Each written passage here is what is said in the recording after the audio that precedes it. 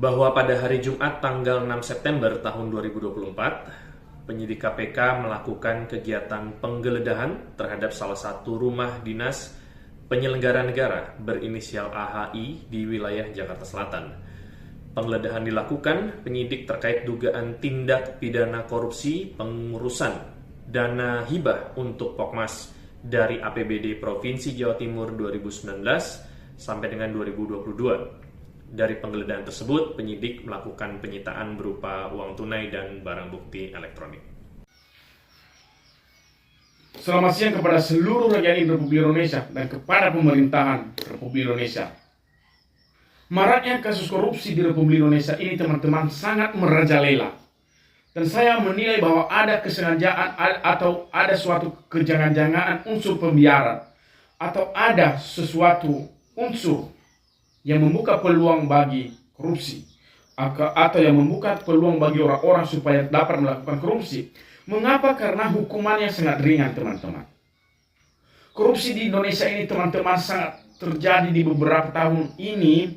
Sangat luar biasa kejadian korupsi. Bahkan ada korupsi yang sampai 300 triliun. Korupsi 300 triliun, teman-teman, yang dilakukan oleh beberapa orang. Katanya saya dengar informasi bahwa jeratan hukuman telah dituntut bahwa hanya 3,5 tahun penjara. Oleh karena itu, kalau kita dapat memperbandingkan suatu perbandingan hukum kepada Sukena yang telah memelihara binatang satwa dipidana 5 tahun hanya karena tanpa izin. Bagaimana tidak adilnya hukum di negara Republik Indonesia ini, dan bagaimana diskriminasi itu terus dibiarkan.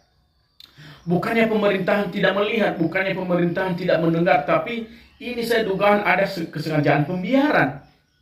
Seharusnya kalau pemerintahan, baik pemerintahan pusat, pemerintahan daerah, ikut terlibat untuk mencegah diskriminasi, untuk menegakkan hukum yang seadil-adilnya, bahkan kasus-kasus ini pasti akan dipandang lebih baik, supaya kasus yang setiap dilakukan oleh pelanggaran setiap orang dapat dijerat hukuman dengan kesamaan kedudukan di mata hukum tanpa ada diskriminasi.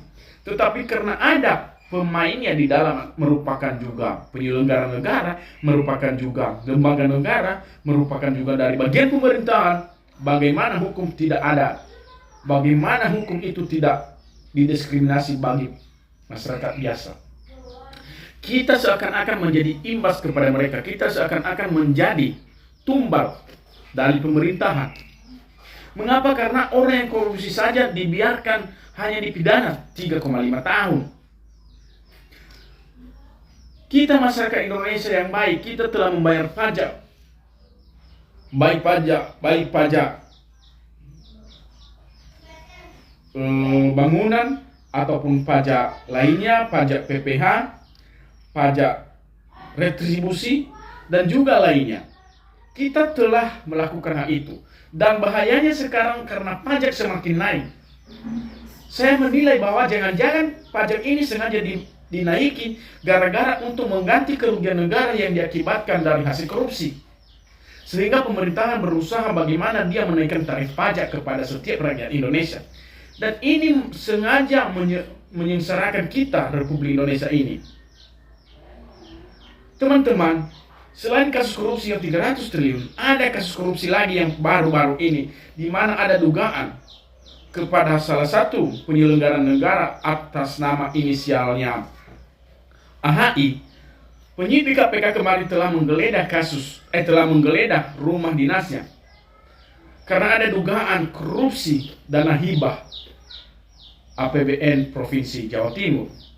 Oleh karena itu, ini sangat bahaya sekali nanti. Saya berpikir begini, jangan-jangan nanti juga kalau memang ini ditetapkan sebagai tersangka, jangan-jangan hukuman pidananya hanya 1 tahun.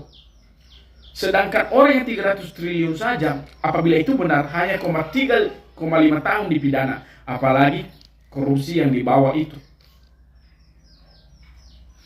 Hal ini membiarkan koruptor itu sengaja hidup dengan kemewahan.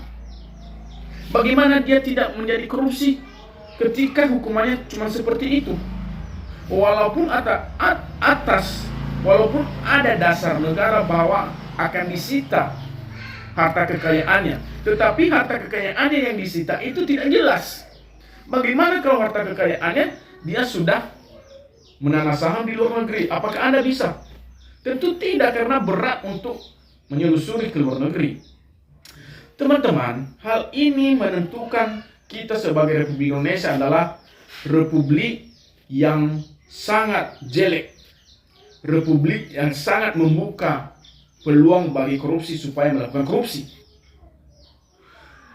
Seharusnya kalau pemerintahan bijak, dengan adanya korupsi yang dilakukan oleh lembaga negara, pemerintahan, seharusnya tarif pajak semakin berkurang, bukan semakin dinaikin. Jangan karena ada korupsi, maraknya korupsi sangat merajalela lalu kenaikan tarif, seakan-akan kami yang menjadi korban.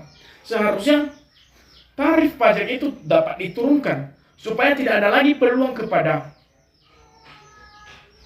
calon-calon korupsi, supaya tidak ada nanti yang diganti, supaya ganti kerugian itu tidak berdasarkan pajak lagi nanti. Oleh karena itu, menurutku pemerintahan ini membiarkan hal-hal tersebut, sengaja tutup mata, sengaja tutup kuping. Kita di Republik Indonesia berteriak-teriak tetapi tidak akan didengarkan. Makanya dari itu, kalau kita tidak bekerja, apapun itu, kita membela negara, kita ngefans kepada orang, tetapi kalau kita tidak bekerja, Anda tidak akan makan, bos. Seperti saya hari ini, kalau saya tidak bekerja, kalau saya tidak menarik Grab, kalau saya tidak beraktivitas lain, saya tidak makan, saya tidak bisa menafkahi keluarga saya. Jadi, Anda jangan berpedoman kepada famili Anda jangan berpedoman bahwa ada orang yang Anda kenal di dalam pemerintahan, dia tidak akan mungkin menafkahi keluarga Anda.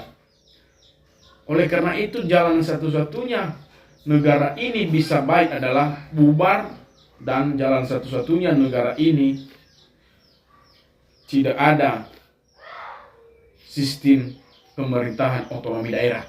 Harus dipimpin oleh pemerintahan pusat langsung. Menurutku seperti itu, supaya negara ini aman. Terima kasih.